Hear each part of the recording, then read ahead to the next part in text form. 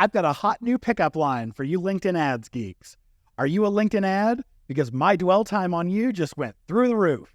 That's right, we're talking about dwell time on this week's episode of the LinkedIn Ads Show.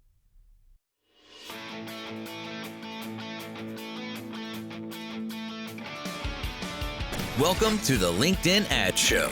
Here's your host, AJ Wilcox. Hey there, LinkedIn Ads fanatics. As he said, I'm AJ Wilcox. I'm the host of the weekly podcast, the LinkedIn Ads Show. And I'm thrilled to welcome you to the show for advanced B2B marketers to evolve through mastering LinkedIn ads and achieving true pro status. As you may know, LinkedIn recently released a new metric for advertisers to better analyze their performance. It's called dwell time, and honestly, it's great. Today, we're covering what it is, how it's measured, and as a bonus here at the end, we'll also share some benchmarks so you can see how your ads are stacking up. The LinkedIn Ads Show is proudly brought to you by B2Link.com, the LinkedIn ads experts.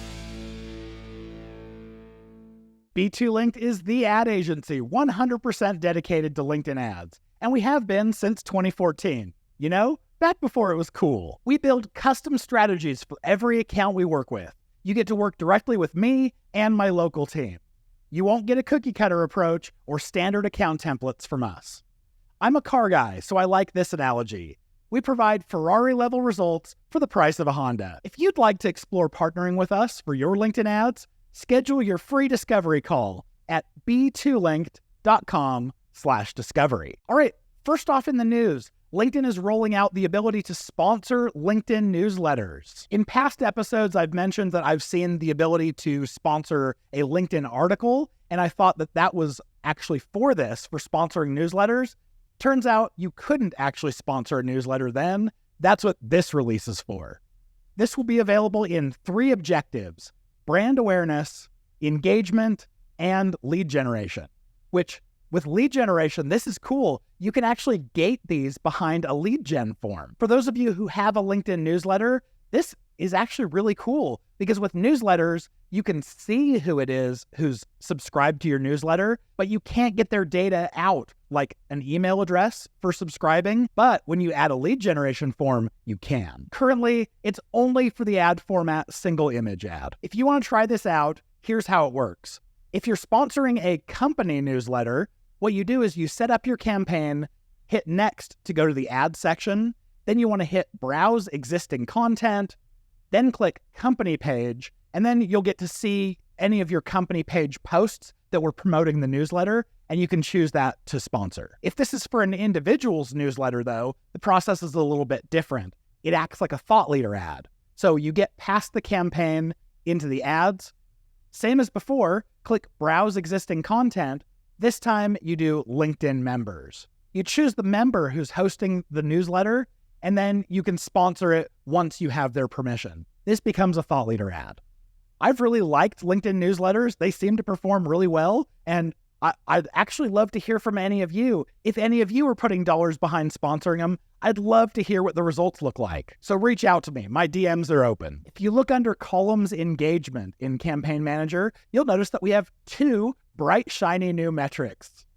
You'll see subscription and viral subscription to track the subscriptions that happen because of your paid ad efforts.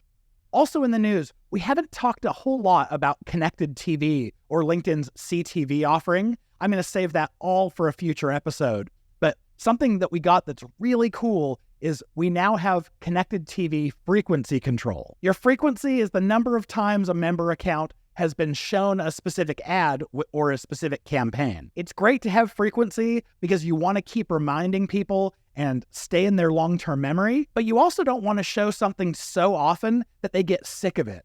With CTV, you could imagine if it's every commercial break, they see your ad, you could see people getting a little fed up and maybe not appreciating you as an advertiser as much. You'll now be able to select the maximum number of impressions that each user can see within a specific time frame. I wanted to shout someone out here. Josh Silverman, he's social media and digital coordinator at Pontoon Solutions. He left us a review here on the podcast, and I wanted to share it with you. He said, "As I've grown more in my LinkedIn demand gen role, I've followed the newsletter and the podcast more and more closely. Such great insights and advice in each episode. Thanks for helping people like me along. It can be such a valuable platform with the right tools and guidance. Josh, thank you so much for sharing that. I'm so happy to hear that the content that I help participate in is helping you in your role, and you are achieving true pro status. Excited to have you as a listener. All right, so everyone else, do you have a question, a review, or feedback for the show? You can message me on LinkedIn or email us at podcast@b2linked.com. You can send text or preferably attach a link to a voice recording from you. And I can play them right here on the show, which I'm happy to keep you anonymous as well. I definitely want to feature you. All right, with all that being said, let's hit it. The topic at hand is dwell time. What is it? Put simply, it's the average amount of time that viewers of your ads have your ad on their screen before scrolling by or clicking.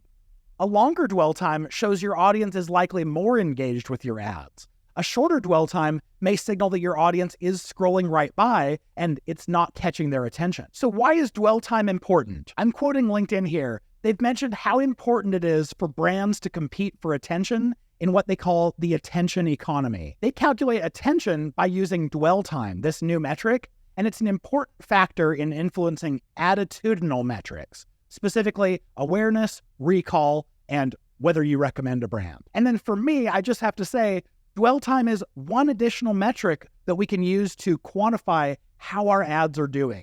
If we have something like click-through rate, that's great, but it doesn't tell us the whole story. This, in addition, it opens up a lot more doors.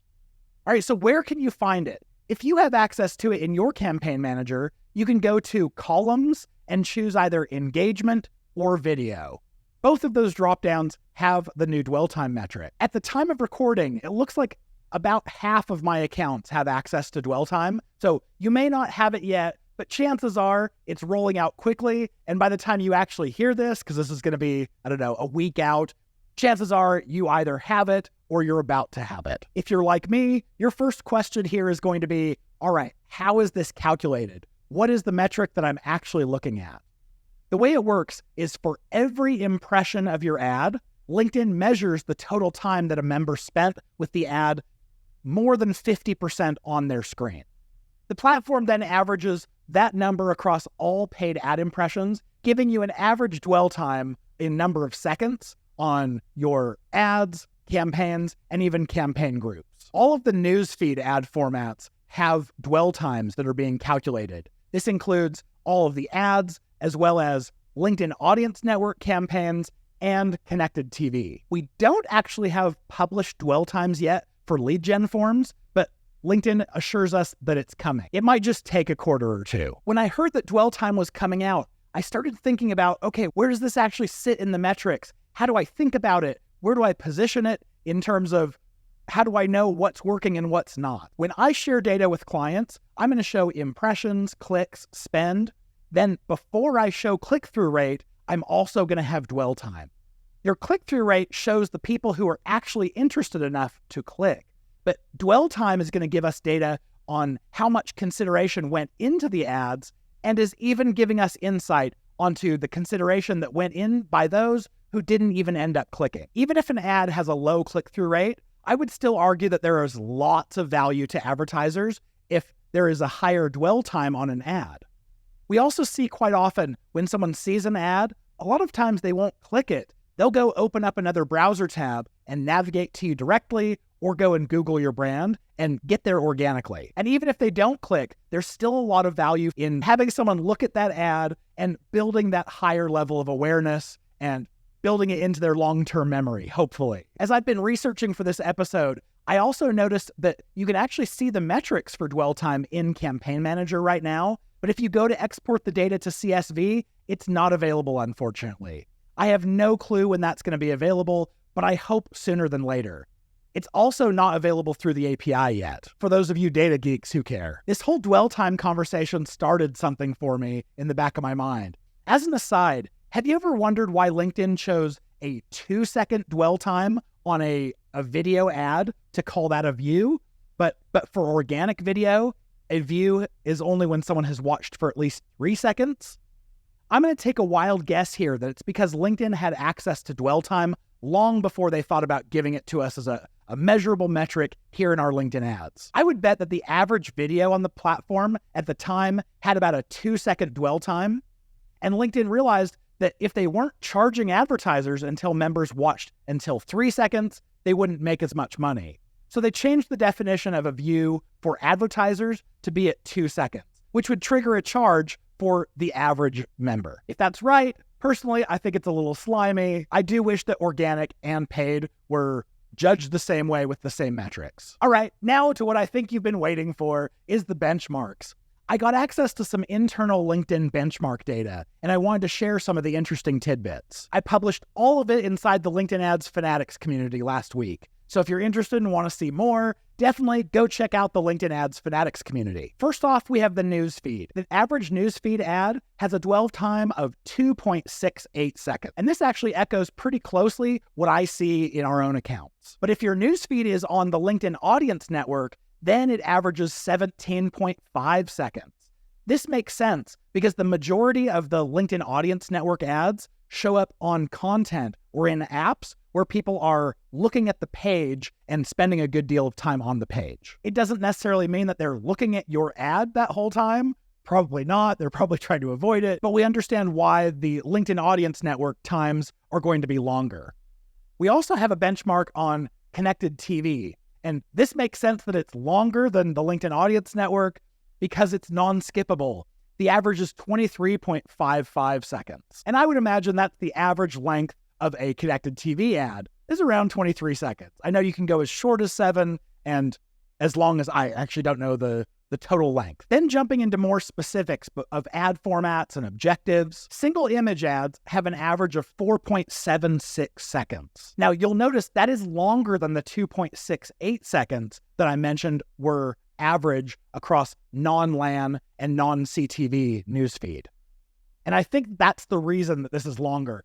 I suspect that all of this benchmark data that I have, if it doesn't specifically break out LAN, CTV, and just newsfeed, it's probably averaging LAN together with newsfeed, which newsfeed at 2.6 seconds, LAN at 17.5. When you average those, the numbers are going to be quite a bit higher than just newsfeed. Thought leader ads also aren't mentioned in the benchmarks, but on my accounts, I'm seeing averages between about 3 to 5 seconds of dwell time for any thought leader ad. And this makes sense to me. We definitely get more consideration when it's a human on a post versus a company. Some other interesting tidbits that I found in the benchmark data, dwell time is highest for the job applicant objective. This makes sense because if you're considering a job, you're probably going to think about it a little bit harder, read all of the requirements and skills required and all of that. Next objective is video views, which also makes sense. If someone is watching video and LinkedIn knows that they tend to watch more video, of course, their dwell time is going to be a little higher. The lead generation objective currently has the lowest dwell time, and that's at 2.7 seconds. So even if LinkedIn's not going to give us dwell times for lead gen forms, at least they put it in the benchmark data. I also thought it was interesting. Document ads have a 2.74 second average dwell time, which you'll note is lower than single image ads, but I suspect that's because single image ads are available for LAN and document ads aren't. If it were only measuring ads that were not across the audience network, only on LinkedIn, I would bet that document ads would have a higher dwell time than single image ads. I think this is probably a weakness in the benchmark calculations. With document ads, there's just more to see. There's more reason to keep it on your screen longer. That would make sense. If you're not yet a member of the LinkedIn Ads Fanatics community, what are you waiting for? For a low monthly price, you get access to all 4 of our courses that take you from absolute beginner to total LinkedIn Ads expert. You also have access to the community of LinkedIn Ads experts who are all sharing what's working for them, answering questions, posing their own. It's a great place to be. Plus, there's an upgrade where you can get on weekly group calls with me. We call this the Super Fanatics, and we have an awesome conversation every week. So come join in. Check it out by going to fanatics.b2linked.com. Now, if this is your first time listening, welcome. I'm excited to have you here. Make sure to hit that subscribe button so you hear this content again next week. But if this is not your first time and you're a loyal listener, the very biggest compliment you can pay me is to go to Apple Podcasts and rate and leave a review. Finally, with any questions, suggestions, or corrections, reach out to us at podcast@b2linked.com, or you can message me on LinkedIn. My DMs are free and open. With that being said, we'll see you back here next week. And as always, I'm cheering you on in your LinkedIn ads initiatives.